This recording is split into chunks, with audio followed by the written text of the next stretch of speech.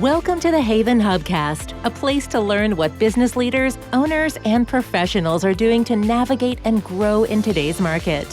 Hear from industry experts on everything from marketing, leadership, financing, and more. Brought to you by Haven, a co-working space where you can connect, create, and get stuff done.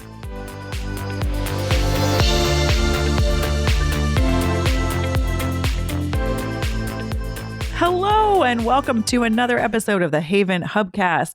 I am Nancy Sheed, your host, and I am excited to be here with Deborah Burns. Welcome, Deborah. Thank you so much. I'm so excited to be here too. This is thrilling.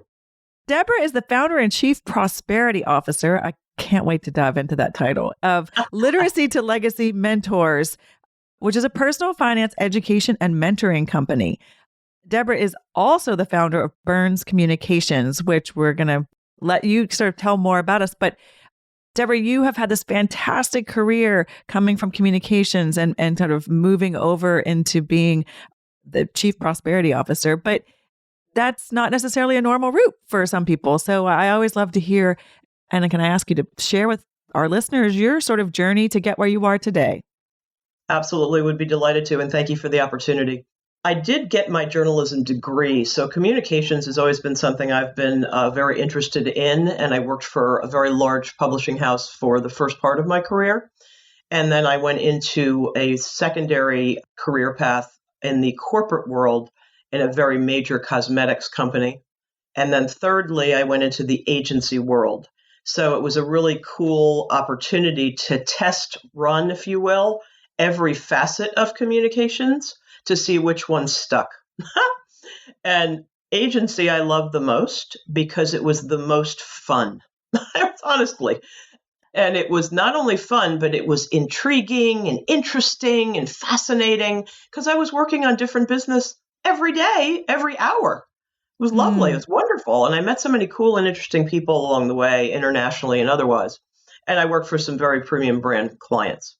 So as the agency, my agency role rolled, if you will, I built it up to become a managing director of a PR division for a very major ad agency in New York. And so I had, climbed the ladder, so to speak, and broke the ceiling, did it all, and realized, boy, this is really fun. I'm really enjoying this. And it got me on the finance track. So I had to learn, how do I manage an agency? How do I build an agency in addition to just building the client base and making the clients happy and make sure they stay? So I did that for 14 years. And then the CFO of the agency in New York said to me, "We're so pleased with how you do this. Could you come and do it for me?" And I said, wow, that's an opportunity of a lifetime. So I had just had my daughter, and I wanted to have very specific parameters as to how my next career path went, because I have a daughter now. And I gave him the parameters, and he met every one of them and then some. So the good news is I started a PR division for a small ad agency in Stamford, Connecticut, and I built that also to 7 figures over a 5-year period. And again, communications, finance are running parallel tracks. And it was fun, fabulous, and just a great experience overall. And it just showed me that I had the chops to do this. So then, once I built that to 1.25 with the help of a lot of my friends and my wonderful clients, I started my own firm called Burns Communications about 15 years ago this year. And I realized that because I had the acumen to not only have the communications background, but also the financial background, I was able to really build out a very formidable agency of my own, which was very exciting, and continue to build that to this day. Now, here's where the paths divide, if you will.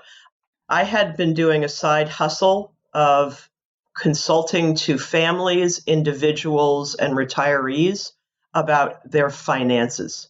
Because I have an acumen, but because I have a passion for it, I've been a private investor since I was 18. So my mother gave me stock in Citicorp when I graduated from high school, smart woman. What a gift. I know. And I took that and ran with it. And she said, learn everything you possibly can about this industry. So people knew that I was passionate about it, but I never made it into a career because I was so busy working in communications, marketing, and branding. Then I was talking to one of my Wall Street friends, and he said, Deb, you really should be starting this company. Give me a top line, 30-second view. What do you want to do here? And it came out like it was exactly supposed to be. I gave him the name of the company, the tagline, everything, like my vision. And he said, if you don't trademark that, I will. So the good news is I did. And it became Literacy to Legacy Mentors, Reframing Your Financial Future. So I continued to not only build my communications consulting practice and branding practice, but because I love finance and I love helping people, more importantly, and really, excuse the expression, but turning the lights on and making people really like, wow. I love to make people feel wow and empowered about their lives. That when I started this company in April during Financial Literacy Month of 2021, things really began to roll from there. So I was focusing mostly on building that company, and my consultancy was really sort of the parallel track here, but it was not something I was formally focusing on at the time. So I created a financial freedom education series. I have guests from all over the industry. I have strategic partners in my company from trust and estate law, accounting, insurance, and college financial aid. Those partners in turn provide expertise that I do not have, of course. So we all collectively, it's like the president and his cabinet or her cabinet. And we all help the client to understand every facet of their finances. In other words, I'll take them so far and then I'll hand them to my strategic partners. That's how it works. So not only did I build the Financial Freedom Education series, which has gotten really some great feedback. It's on YouTube, Literacy to Legacy Mentors. I have about 35 shows up there. I also created an entrepreneur spotlight because I believe it's important as an entrepreneur, primarily, that I want to make sure to focus and showcase people who are successful and they are grassroots and they've done it all the right ways and they're still in business and they're profitable. That needs to be celebrated. So I featured a couple of CEOs every quarter. So every quarter, I feature one CEO and I showcase their company and how they got from where they started to where they are today. It was really, really well received as well. I love that. Thank you. A little mini version of how I built this, right? Like a mini version. Exactly. And then as I go, because I'm a brand expert, ideas come to me in most unusual ways. It just came to me and I thought, now in this environment, not only do people need savvy and sharp and quick feedback on exactly how to manage their money. I don't manage money, but in terms of what they should invest in or how they should invest, how they should save, what is their earning capacity, what are their retirement plans, every aspect of personal finance. I actually decided to create something that would really be attractive and palatable to people of college age, mid-career, and retirees. And it's called the Money Mastery Minute. Every Monday, I release a Monday Mastery Minute on any topic under the sun that happens to be particularly relevant in this economic environment. And people love it because I'm speaking to their ability to really understand very complex financial topics in a nutshell.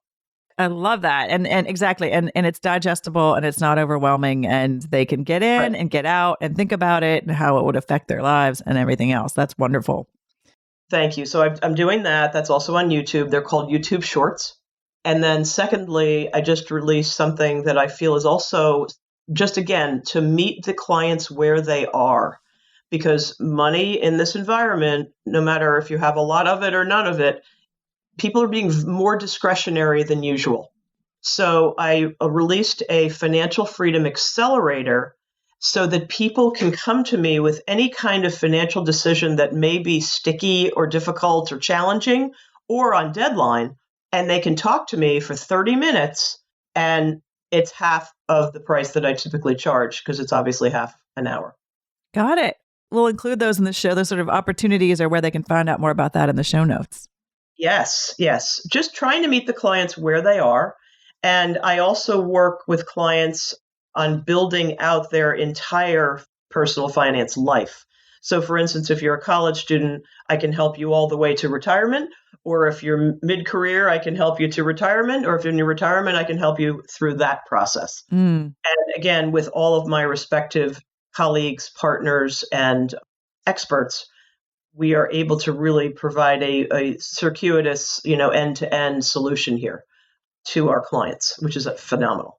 I want to dive, it's sort of typically when you hear journalism, communications, and then you hear finance, right? Like the brain automatically or traditionally goes to, oh, they must be doing investor relations. That's the only thing that people that can talk finance and communications can possibly do, right? And so I love that you've totally flipped this narrative on its head and gone a completely different route that it makes sense to you. But I think for a lot of people, it feels like you've got both sides of your brain going and that sometimes the crossover wouldn't be the same, right? Like somebody who's fantastic about seeing a vision for somebody's financial future might not be the best person in the world who thinks with a communications brain and or even, as you said, the branding brain in terms of how to explain it in a way that customers or clients can access that. So what would you say? You alluded to the branding, but what do you think that you brought from your journalism career and your corporate career and the agency career to where you are now? And also, I'm just curious, how does your work with the financial literacy and that impact what you're doing, maybe if you're still working in communications? Where do you see those crossovers? Yes, exactly. Excellent point and excellent question. So first and foremost, I actually am approaching finance from a heart-centered standpoint. And yes, I am very right and left brain, but I think that people find it very refreshing because I'm coming at it from behavioral finance perspective. So I need to be able, from a communication standpoint, to not only articulate the behavioral finance concepts that really lead to why people earn, spend, save, and invest the way they do, because it has everything to do with how they were raised, the environment, the schooling, how they live today. So I think it's important to know that when you're dealing with finance, you must be extremely direct and very concise and just obviously very to the point. So I'm not terribly superfluous. I am all of those things. And I have the experience of working directly with CEOs, very major CEOs of corporate Fortune 100, 500, 1,000 companies directly for decades. So they typically demand that you be extremely on point and very strategic. So I think those things that I learned as an agency director as well as owner is I'm able to translate very complex financial topics into very simple, palatable hors d'oeuvres, to be very clear. And that way, people understand not only what I'm offering them, but they understand it on layman's terms, and they understand that they can incorporate it into their lives more easily.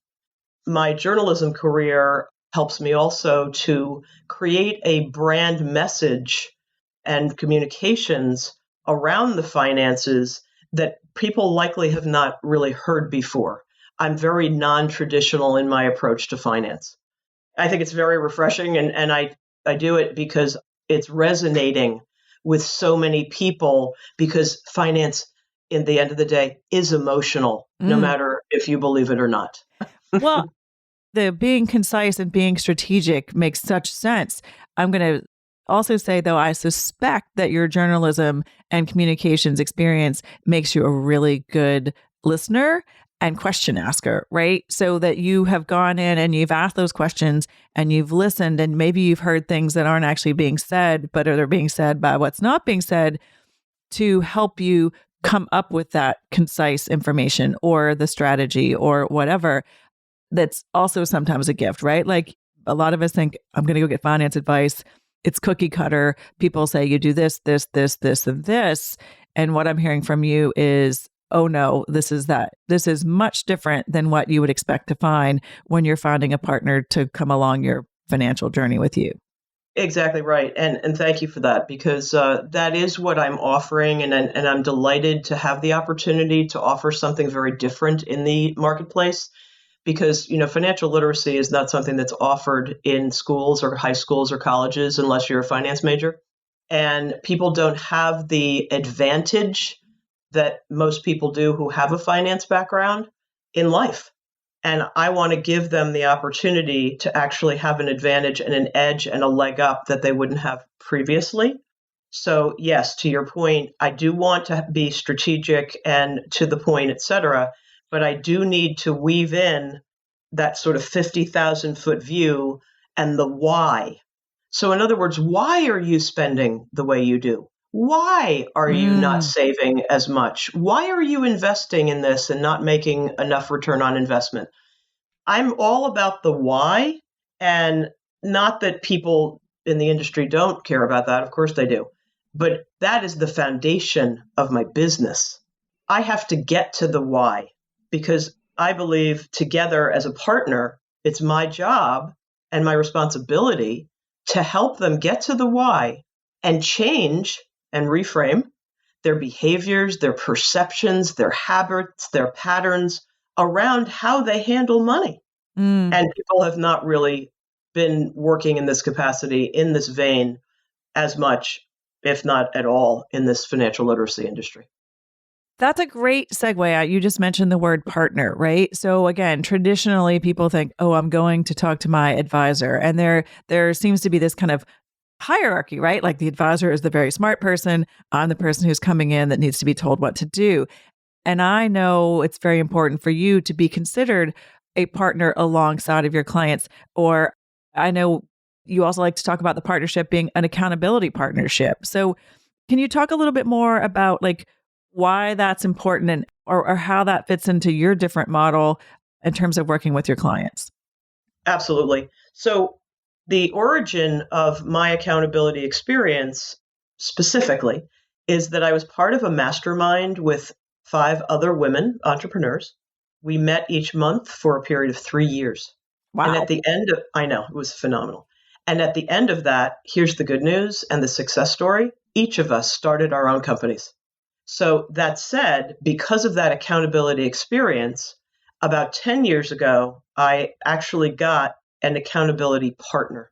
What that means is I meet with her every Friday, and it's timed because mastermind context is always timed and very precise. And she talks about her goals, and I listen and give feedback. I talk about my goals, I listen and feedback. The point is that we keep each other accountable, as I do with my own clients. In other words, if people really want change, they have to be accountable for it. It's really that simple. But at the same time, I come to it with a compassionate edge and understanding, because I've been where they are. Okay. I have had my own experience with different earning challenges in a male-dominated environment, which I was the only woman out of 7 men for forever. And I made it into senior ranks. I understand it from a spending standpoint. People sometimes emotionally spend. I think we heard about that, retail therapy. Right. Debting, this world is in such a mess with debting. So I just look at all those aspects of finance and people understand and they feel a comfort level because I've been there. I understand what you're going through and I can help you transcend and transform it. And that's the beauty of all of this, because not a lot of people are actually focusing, if any, for that matter, on the emotional, spiritual aspect of finance and behavioral finance.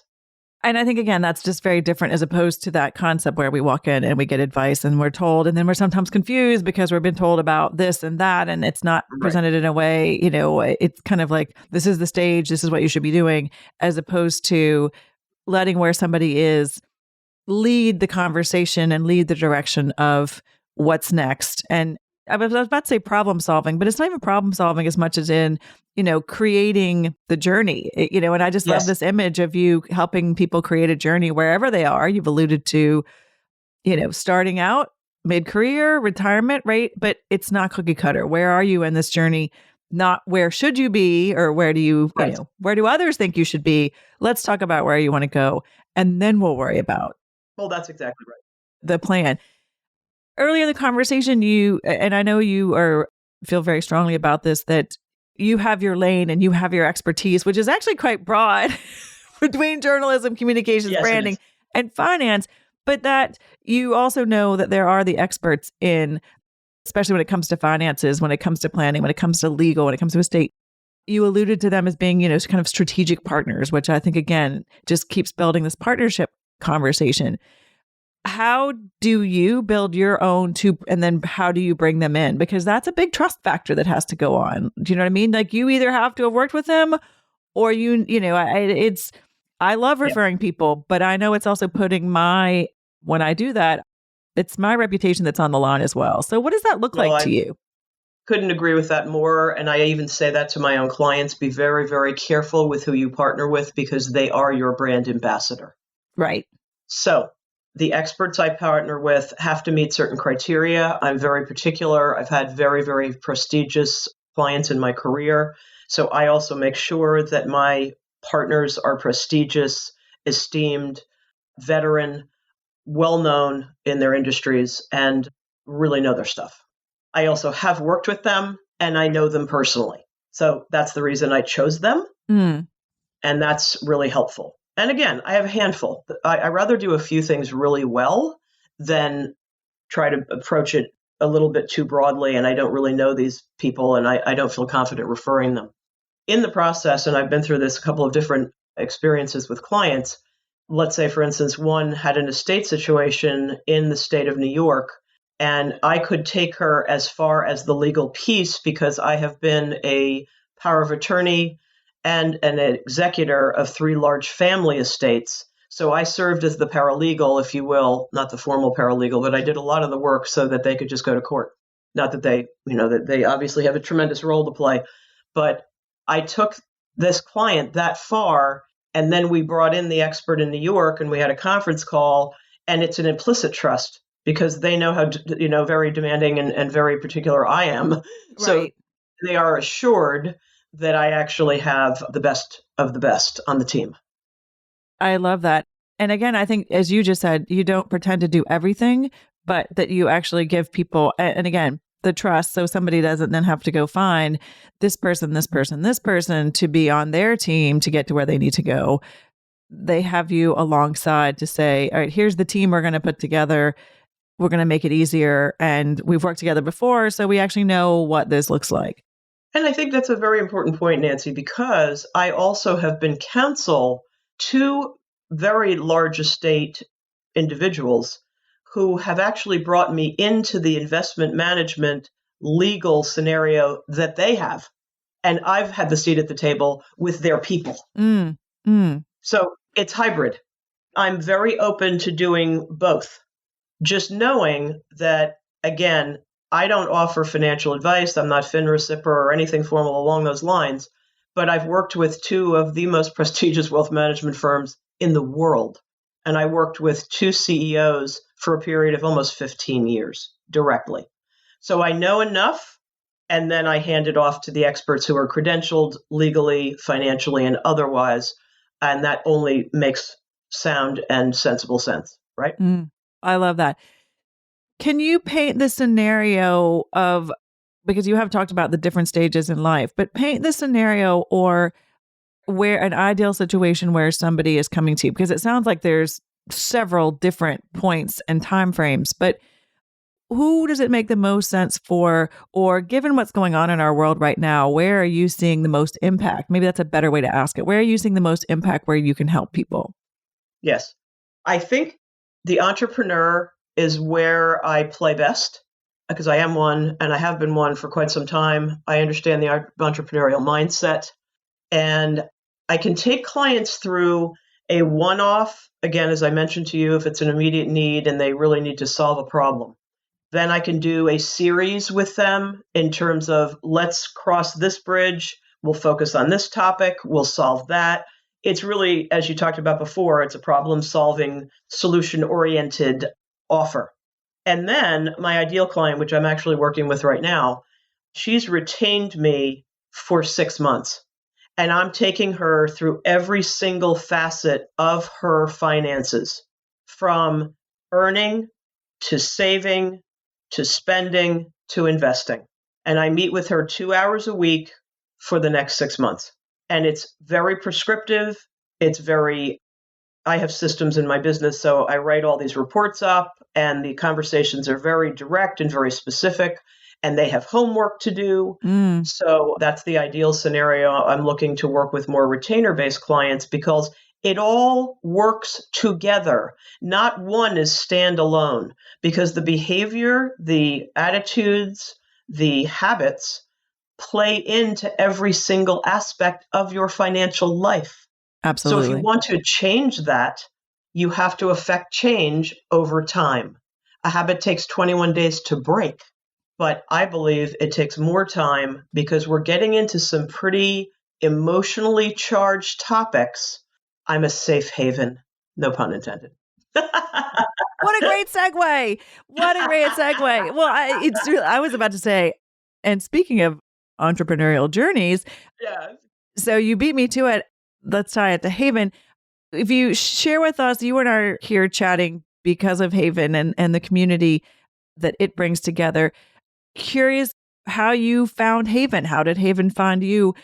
You know, I always like to say it's a give and take, and then there's Haven magic that happens in the give and take. What's been your experience, or how can you share with us your Haven journey? Love it. Absolutely. I'm very much a Haven raving fan. And the reason being that I have typically worked remotely at my home office for 15 years. So basically, you're a raving Haven fan, right? Yes. Talk to us a little bit about, what that means, both on the give and take side. Absolutely. So as I mentioned, I actually love all of their events. I'm very judicious, of course, because I can't attend them all, but I try to attend the ones that make the most sense in terms of, meeting and greeting different types of people, supporting Haven in its mission and vision, and also meeting a lot of very different types of entrepreneurs. And having been an entrepreneur now for 16 years almost, I understand the mindset. I understand how people think, as opposed to executives. I've worked with them as well, but I really have a handle on how entrepreneurs do business. And I want to not only be able to help them with their financial lives personally, but as you well know, it lends itself to, so how's your company doing? How profitable are you? Could you be more profitable? Could you be more visible? So Nancy, that's when the whole dovetail happens with the branding and the journalism and the communications and the finance. So it's really a nice combination of offers here, if you will, of what I can offer to Haven. And then what I can give to Haven in terms of giving back.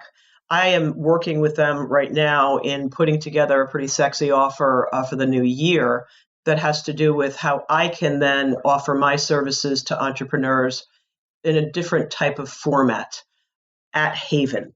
So I can't reveal any more than that, but that's exciting. And I also am going to be doing a really interesting Haven halftime and a number of other complimentary events that gives back to the community and showcases how I can be helpful to them and help them grow their personal and their business finances and become more financially savvy. And as I like to say, think more abundantly and live more prosperously.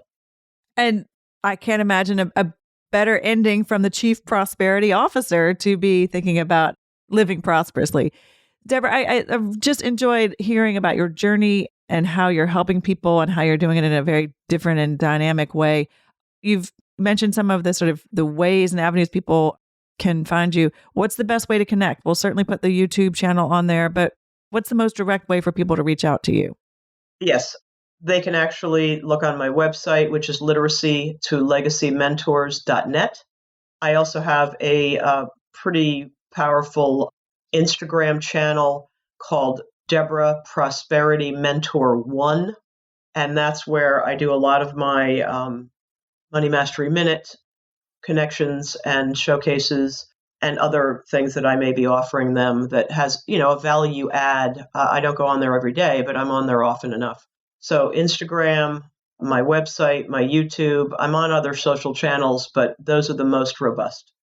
Perfect. We will include those in the show notes. And thank you again for your time and insight and educating us on sort of ways to think about our path to prosperity differently. Thank you so much. I'm really excited to have the opportunity. And thank you, Haven. Woohoo! Exactly. And that ends another episode of the Haven Hubcast. Give us a like, share the Haven Hubcast with those who might not have heard it yet. And we always love reviews. Until next time. Thanks for listening to the Haven Hubcast, a place to learn what business leaders and owners are doing to navigate and grow in today's market. Please leave a review on Apple Podcasts and subscribe on your favorite podcast app. Haven is a co-working space and virtual community located in the heart of Fairfield County, Connecticut. Haven is a hub for business owners and professionals to connect, create, and get stuff done. Find out more about the Haven community online at haven.com. That's HAYVN.com. Haven Hubcast is produced by Sound Advice Strategies.